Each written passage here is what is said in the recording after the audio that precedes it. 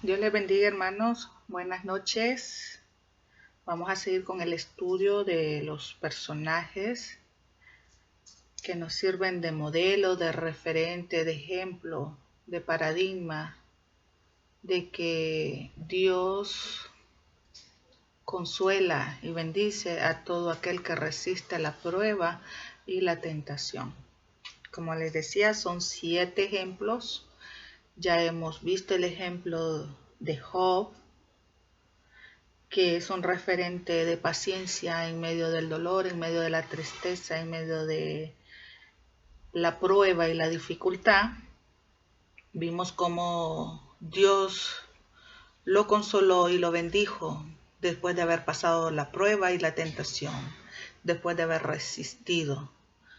Fue bendecido el doble de lo que poseía al inicio y Dios lo bendijo en gran manera. El segundo ejemplo que nosotros analizamos y estudiamos fue el ejemplo del joven soñador José, un ejemplo de fidelidad en medio de la adversidad. Y vemos cómo desde temprana edad él ya sufrió, él nació casi siendo un niño huérfano a poca edad, temprana edad, quedó sin su mamá, menospreciado por sus hermanos mayores, por sus 10 hermanos mayores, hasta el punto que querían matarlo, querían deshacerse de él por completo, y al no poder quitarle la vida, lo vendieron como esclavo a un grupo de mercaderes ismaelitas que pasaban justamente por el lugar en donde ellos estaban cuando acababan de tirarlo a una cisterna. Lo vendieron como esclavo y estos ismaelitas que lo compraron lo vendieron también como esclavo a un hombre poderoso de Egipto llamado Potifar. Potifar lo compra y le deja a cargo su hogar, su casa. De ahí, después de ser acusado falsamente por la mujer de Potifar, es encarcelado y pasa aproximadamente, no sabemos si un periodo de entre 10 a 13 años, esperando a salir libre de ese lugar en donde estaba, sin motivo alguno, era inocente, pero estuvo encarcelado hasta que llegó el momento en que Dios tenía que consolarlo y bendecirlo después de haber pasado y haber resistido la prueba y la tentación. Como vimos al final de la historia de José, el Señor lo volvió el Señor de Egipto, el segundo al mando, donde fue galardonado y homenajeado por el mismo faraón, dándole un collar de oro, dándole un anillo de oro, vistiéndolo con vestiduras reales, montándolo en su propio carro, en su propio caballo, y haciendo que todo Egipto lo reconociera y lo respetara como el Señor de Egipto, el segundo después del faraón, lo que hace posible que su familia no sufra en ese momento la sequía grande que había, y todos llegan allá y se dan cuenta que todos los sueños que él había tenido de joven se cumplían en ese momento. Él no guardó rencor, él no se vengó de sus hermanos, sino que entendió que todo era un proceso de parte de Dios, que lo tenía que llevar a ese lugar para que en un futuro que llegó rápido, él pudiera ayudar a su familia a no perecer por la escasez de alimento que había en ese entonces. Entonces el Señor lo bendijo, el Señor lo consoló y hoy podemos tenerlo como ejemplo de un joven que a su temprana edad comenzó a resistir y a proponerse honrar a Dios en medio del dolor, en medio del desprecio, en medio de la cárcel en donde él estaba sufriendo, pero que al final fue galardonado. El tercer ejemplo que nosotros analizamos fue el ejemplo del gran caudillo de Israel, el tipo de nuestro Señor Jesucristo, el que liberó al pueblo de Israel de la esclavitud de Egipto, que vino a ser una representación de lo que es nuestro Señor Jesucristo, que vino a liberar de la esclavitud del pecado a todo el mundo. Sabemos lo que fue la vida de Moisés, es considerado uno de los personajes más respetados por las tres religiones más grandes de la actualidad. El islamismo, el judaísmo y el cristianismo reconocen a Moisés como un hombre de Dios, como un siervo de Dios, que fue grande. Él representa en el Antiguo Testamento lo que es la ley de Dios, la palabra de Dios.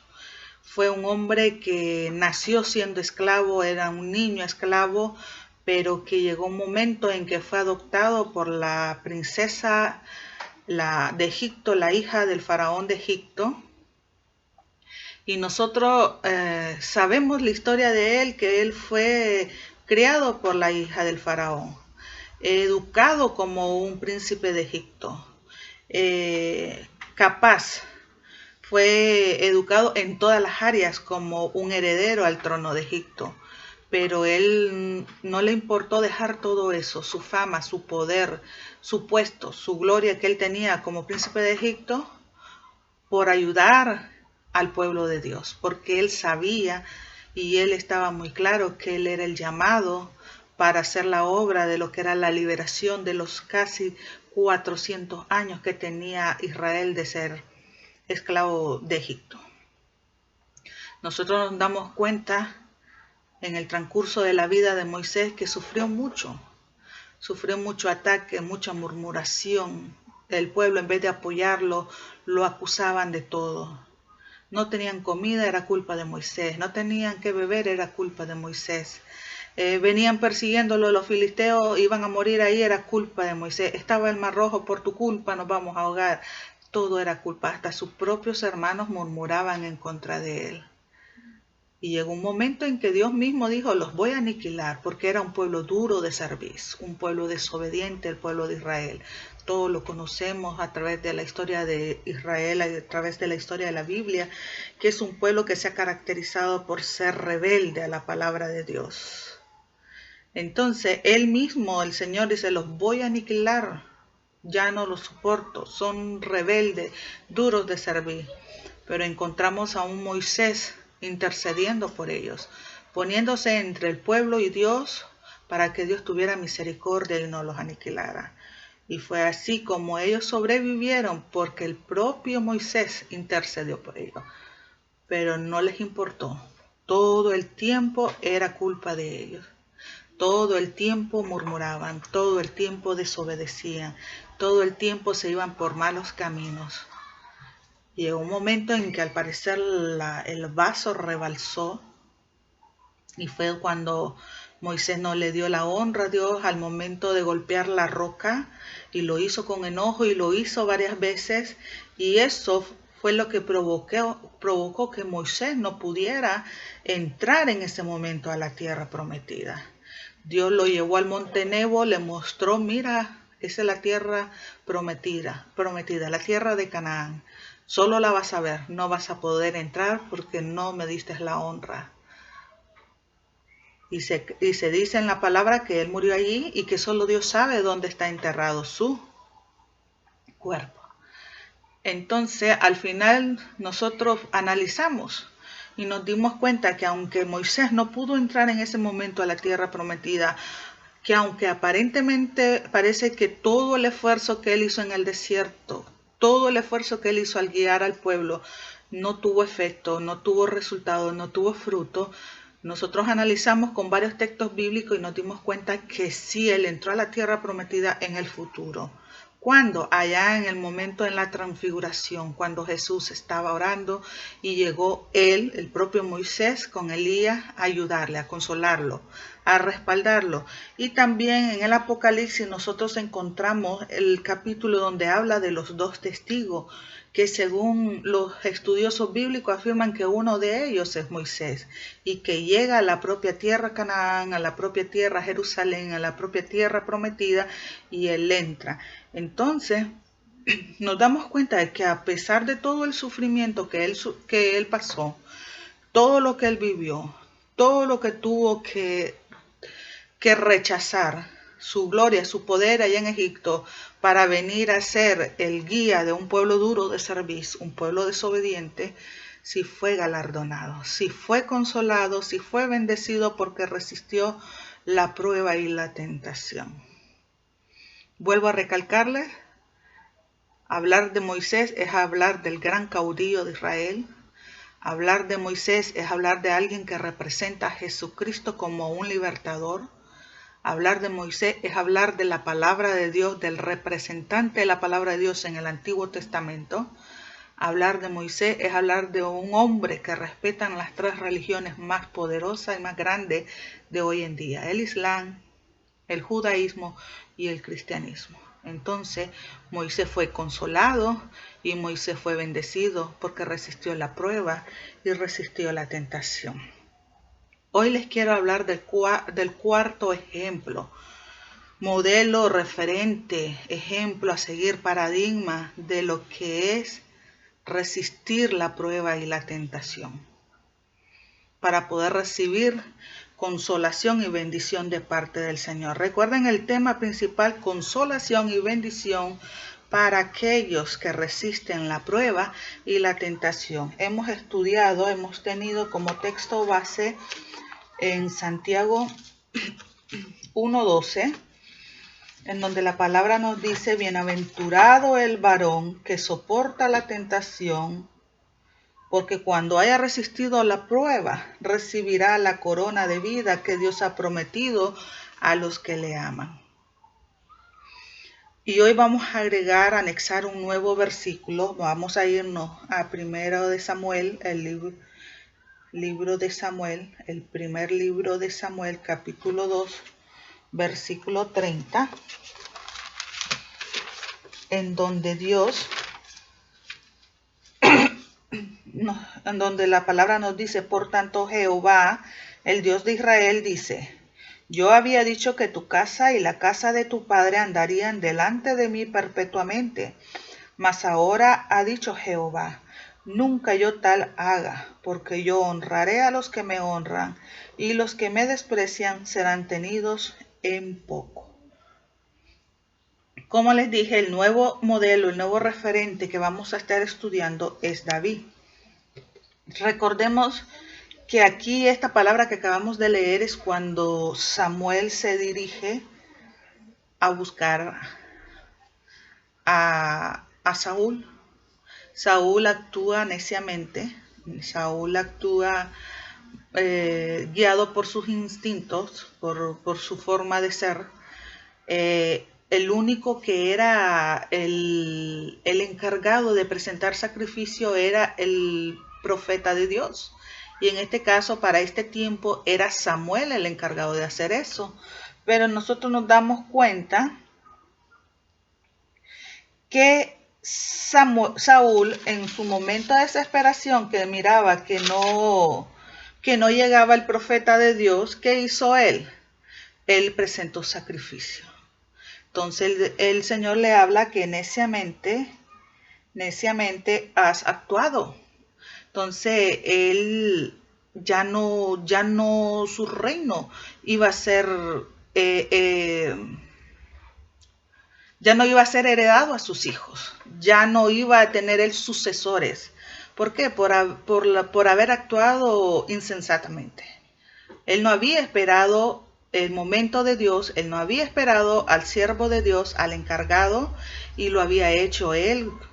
Él se había adjudicado el derecho de presentar sacrificio. Y es cuando Dios viene y le dice a Samuel: Samuel, voy a ungir un nuevo rey. Vete a la casa de Isaí y ve ahí, que ahí está el nuevo ungido de Dios. Al parecer Samuel le tenía miedo a Saúl, que le dice al Señor: Señor, ¿y cómo voy a hacer? Si Saúl se da cuenta, me manda a matar. Bueno, entonces le dice él: agarra un animalito y di que vas a ir a presentar sacrificio.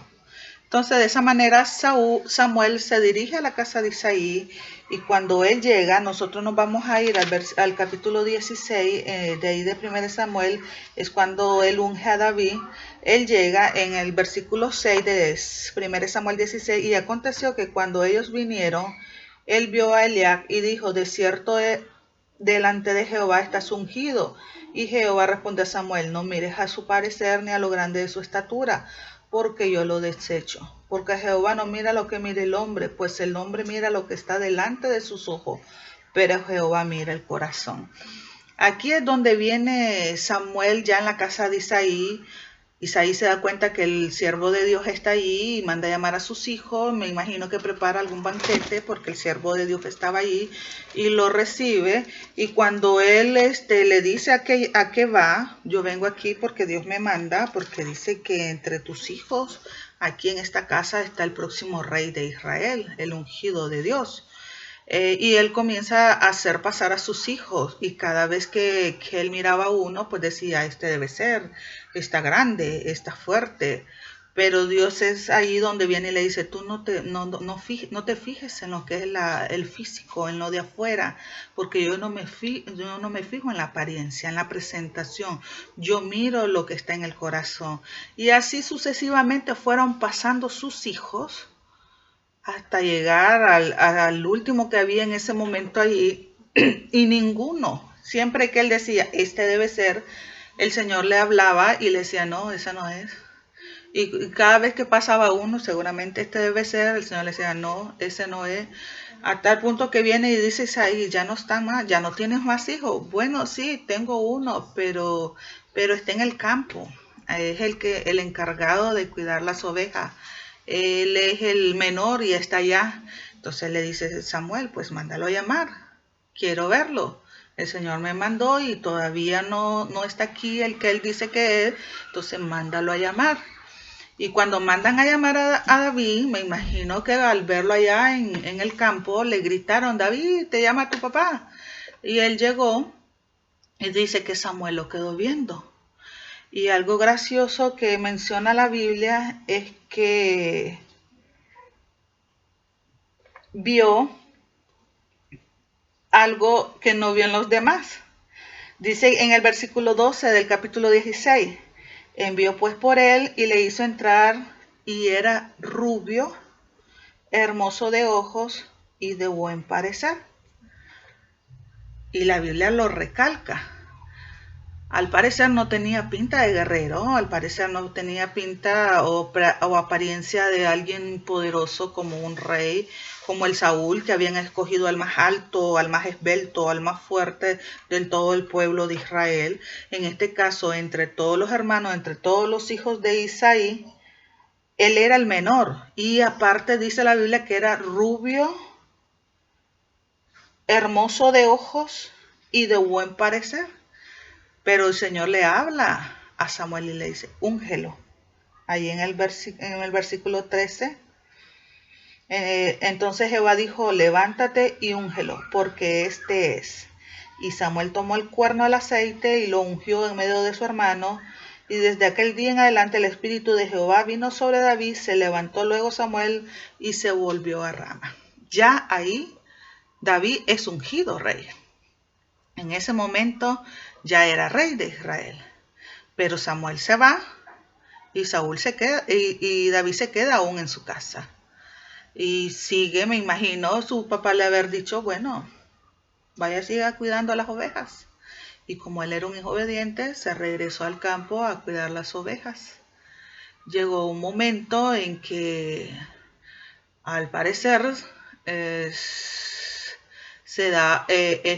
Saúl comenzó a entrar en problemas, de que tenía como que lo atacaban los demonios, era atormentado y él, la música era como la terapia para él, que lo calmaba.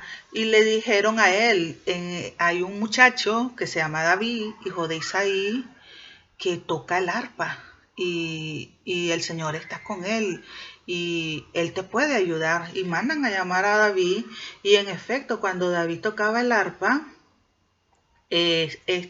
Saúl se calmaba y le mandó a decir a su papá, Isaí, déjame lo que me cae bien, ha caído en gracia delante de mis ojos.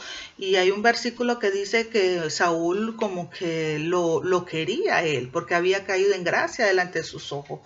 Pero llega un momento en que la Biblia habla de que David regresa a su pastorado de ovejas, pastorear ovejas, y estaba ya los filisteos contra Israel en guerra peleando, y los hermanos mayores de David estaban en lo que era el ejército israelí, y su papá lo manda a llamar y le dice: ve a ver a tus hermanos, ve a ver cómo están, llévales de comer, llévales provisiones. Y es ahí donde él llega con las provisiones, él siempre en obediencia a su papá.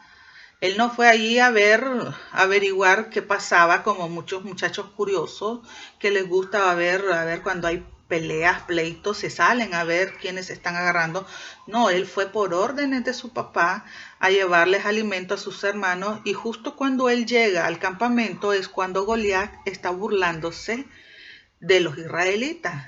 Es el momento en donde él les lanza el reto de que si ellos lo vencen a él, todos los filisteos van a ser sus esclavos. Pero si yo los venzo a ustedes, escojan a uno. Entonces, si yo lo llego a vencer, ustedes serán nuestros esclavos.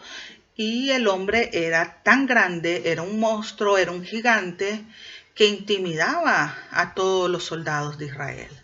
Y nadie se atrevía. Y como aquel venía y se burlaba, justamente David lo oye y como que no le gustó eso.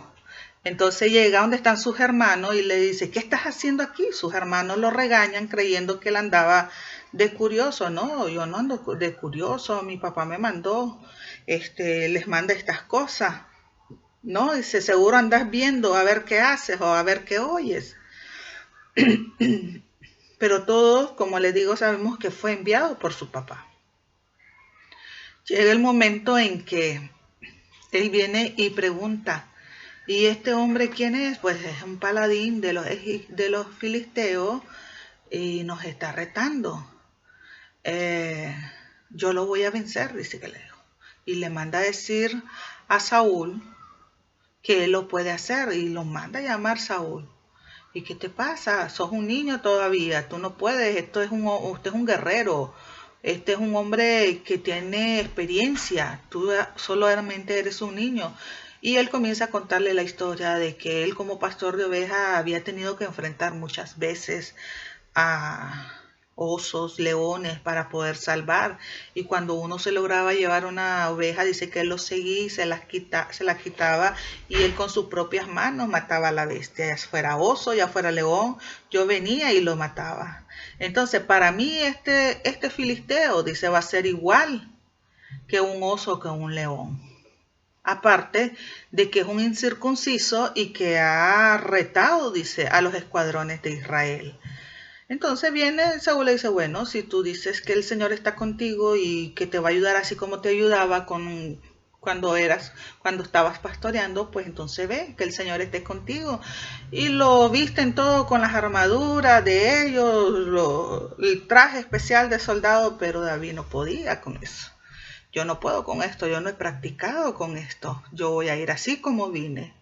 Y se va él, todos conocemos la historia, recoge las piedras, 5, porque eran 5 los gigantes que habían en aquel entonces, Goliat más 4 más, no era por si se equivocaba o agarró otra roca, no, eran 5 porque seguramente él dijo: si me sale otro más, aquí llevo contada ya uno para cada uno.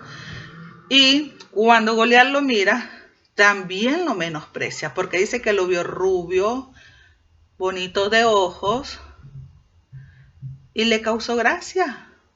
Y este niño, yo pienso que a lo mejor lo miraban como afeminado, como que no tenía presencia de un hombre fuerte, un hombre guerrero. Además era un jovencito y se ríe de él: te voy a dar de comer a los perros, los buitres te van a comer. Y él, como decía al inicio de la palabra de Dios, cuando Samuel lo ungió, dice que el Espíritu de Jehová vino sobre David. Desde el momento en que él fue ungido, el Espíritu de Dios ya estaba con él.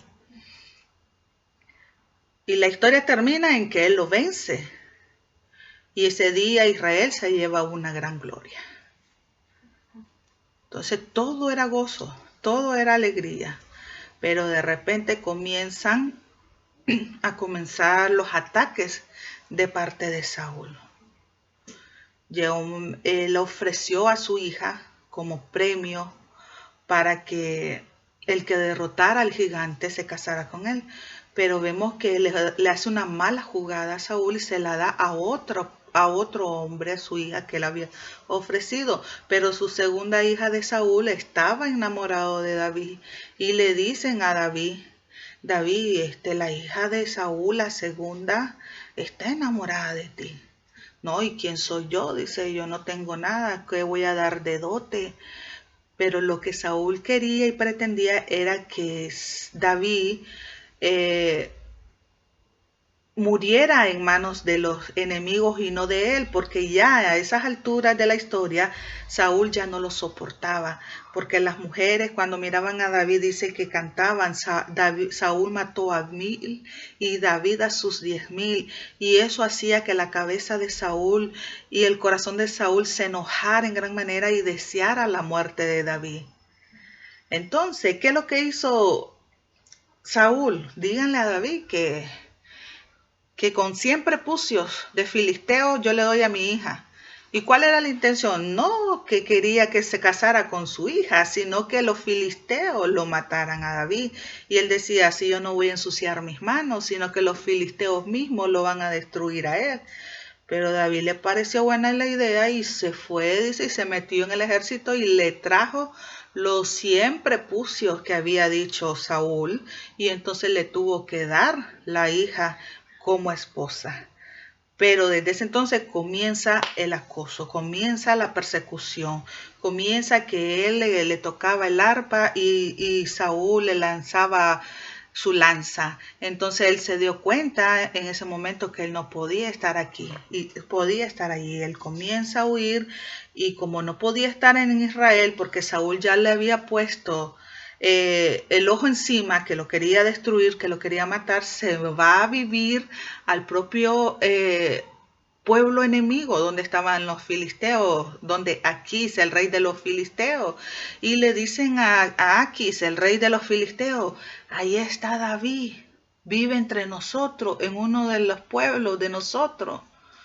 El que mató a Goliat, sí, ese, ahí está, vayan a traérmelo. Y David se da cuenta que ya lo descubrieron y lo logran agarrar. ¿Y qué es lo que hizo David para poderse salvar? Dice que cuando llega a la presencia del rey de los filisteos, Aquis, se hace loco, comienza a babear y comienza a hacer gestos como que estaba desquiciado, loco mental.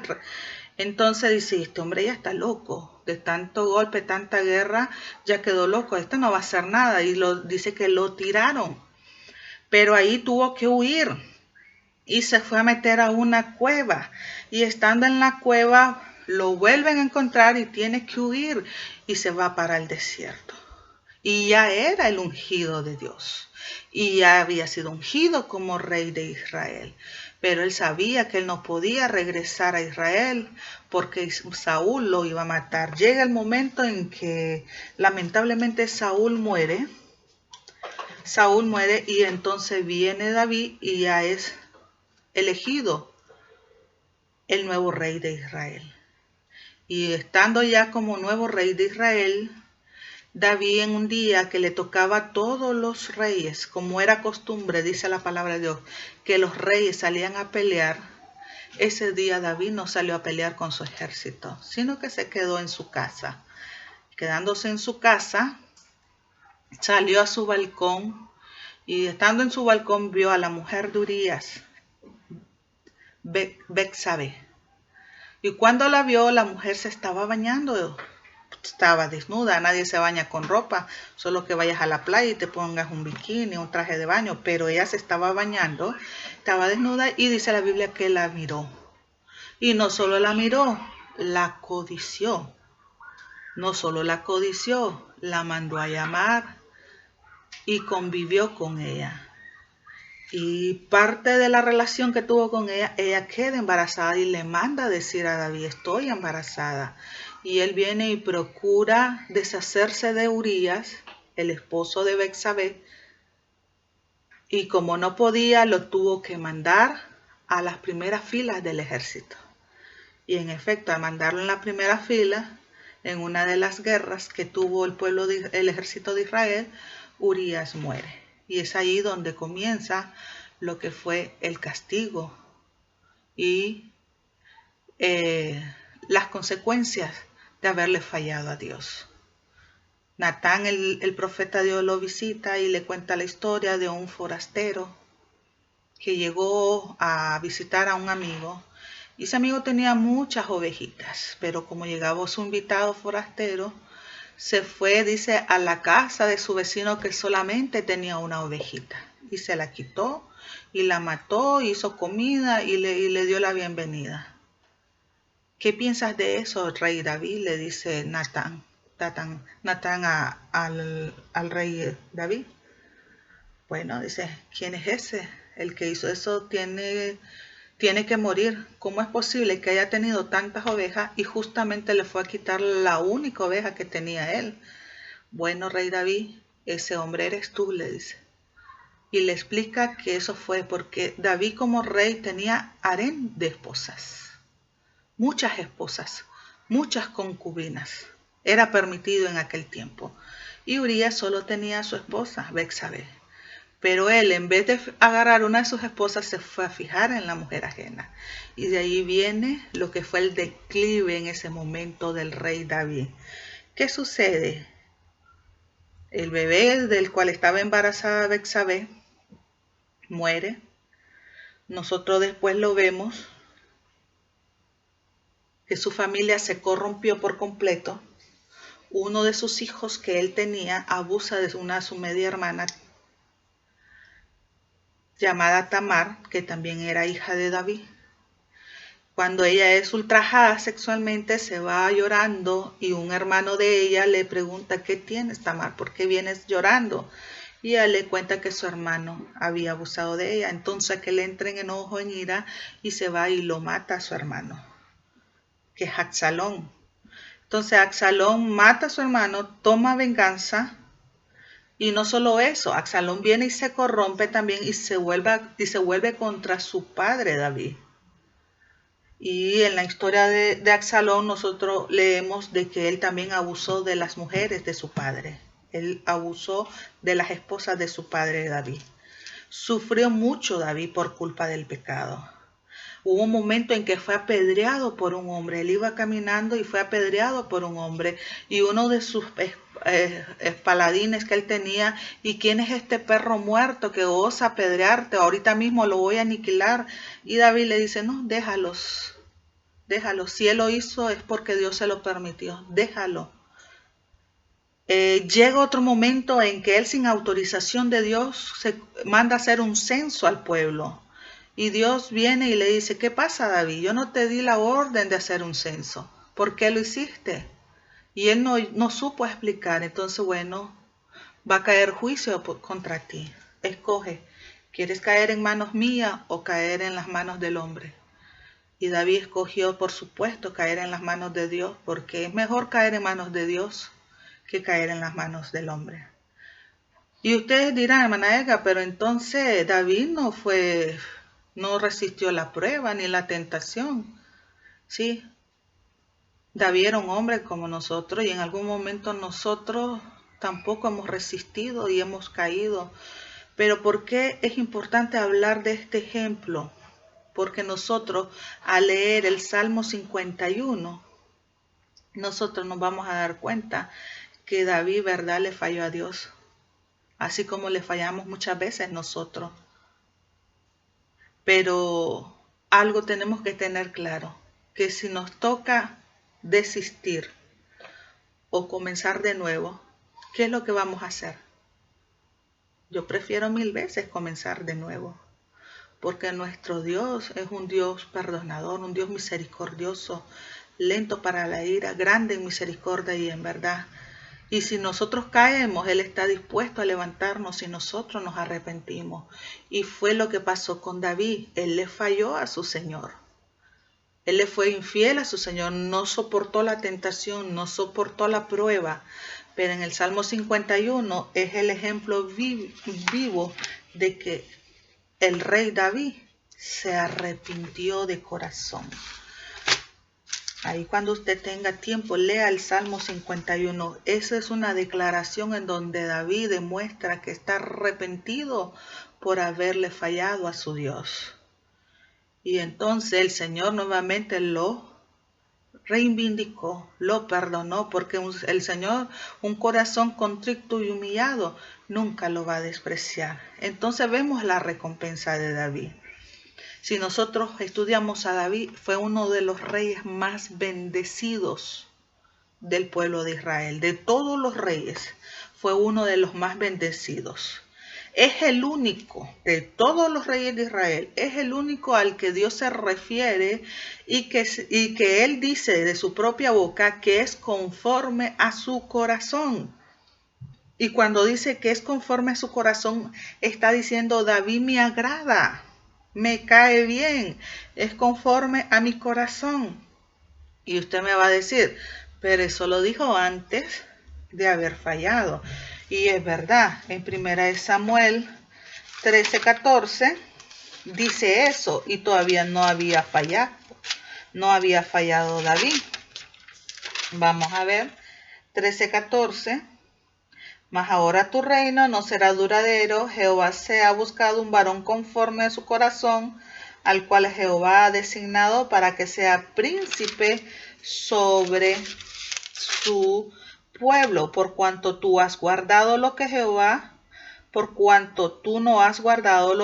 te mandó. Es ahí donde está hablando con Saúl y le dice: ya no vas a ser rey, ni tus hijos van a ser rey. Yo ya escogí a uno que es conforme a mi corazón, un varón conforme a mi corazón, el cual yo designé para que sea el príncipe sobre mi pueblo. Pero entonces vamos a ver si el Señor mantuvo esa palabra. Nos vamos a Hechos, ya no estamos en el Antiguo Testamento, estamos en el Nuevo Testamento. Vámonos a Hechos de los Apóstoles. ¿Y qué dice en Hechos 13:22? Recuerden, Hechos ya está en el Nuevo Testamento. Y vuelve a aparecer esa frase, 13:22.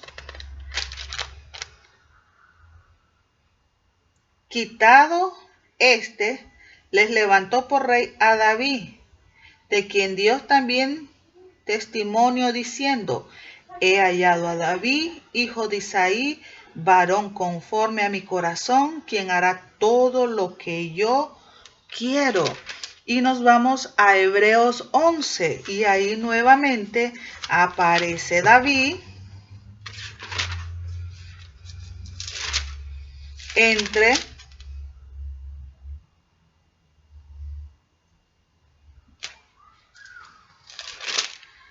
en lo referente a lo que es la fe de los patriarcas. Aparece nuevamente David como el varón conforme al corazón de Dios. Entonces nosotros nos damos cuenta que aunque en ese momento David le falla a Dios, Dios lo sigue llamando un hombre conforme a su corazón. Y no solo eso, David agradó tanto a Dios que Dios le prometió que su trono sería eterno.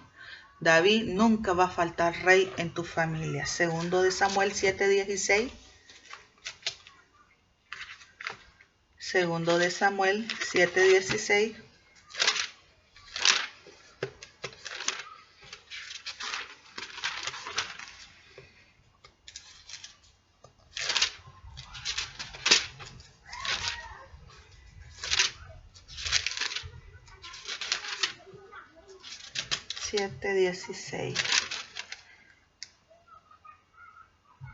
Y será firmada tu casa y tu reino para siempre delante de tu rostro, y tu trono será estable eternamente.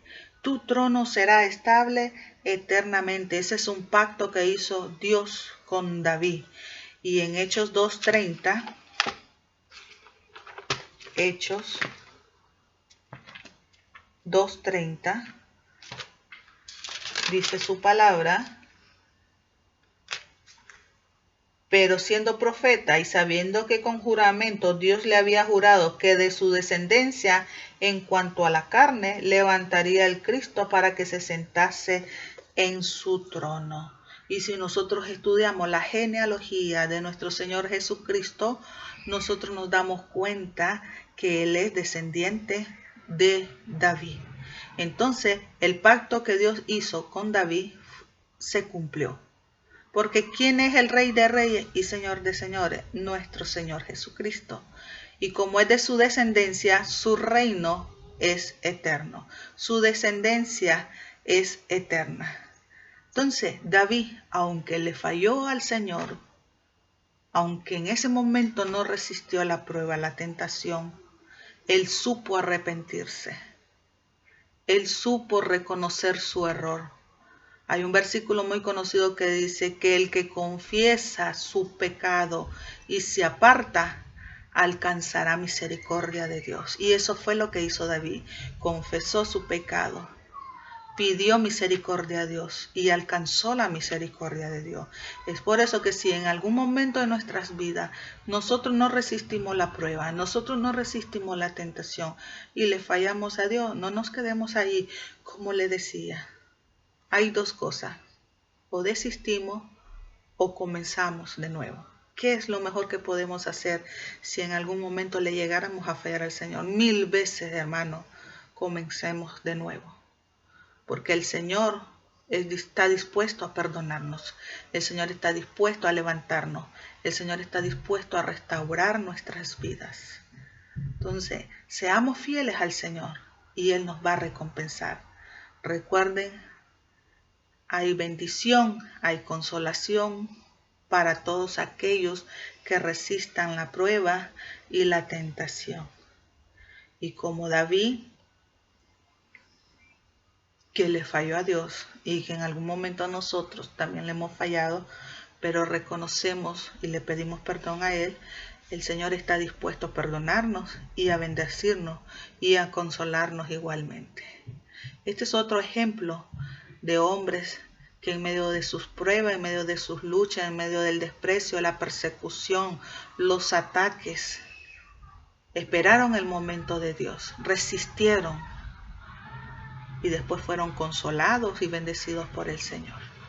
Padre que estás en el cielo, gracias te doy, mi Dios amado, porque me permitiste compartir un ejemplo más, que aunque el siervo David, este hombre conforme a tu corazón, en algún momento te falló, supo reconocer su pecado y tú lo perdonaste. Y aunque tuvo, Dios mío, que recibir las que eran las consecuencias del pecado, tú lo perdonaste y lo levantaste y lo volviste uno de los más grandes reyes de Israel. Y lo llamaste hombre conforme a tu corazón. Y no solo eso, te agradó tanto que volviste su reino eterno, su descendencia eterna. Lo sellaste, Dios mío, con nuestro Señor Jesucristo como Rey de Reyes y Señor de Señores. Ayúdanos, Señor. Y si llegara un momento en que por alguna circunstancia nosotros caemos y no resistimos la prueba, la tentación, ayúdanos, Dios mío, a levantarnos. Ayúdanos a comenzar de nuevo. Fortalécenos, Señor. Perdona nuestras ofensas, perdona nuestras fallas, mi Dios amado. Queremos agradarte, queremos ser de agrado para ti, mi Dios. Queremos ser conforme a tu corazón y solo con tu ayuda lo vamos a lograr. Gracias, Padre, por tu palabra que nunca vuelve vacía. En el nombre de Jesús te damos gracias, Señor. Amén y amén. Mañana seguimos, hermano. Llevamos ya 4 ejemplos. Viene el 5º. Si lo quiere oír, mañana por este mismo canal. Dios me los bendiga. Pasen buenas noches.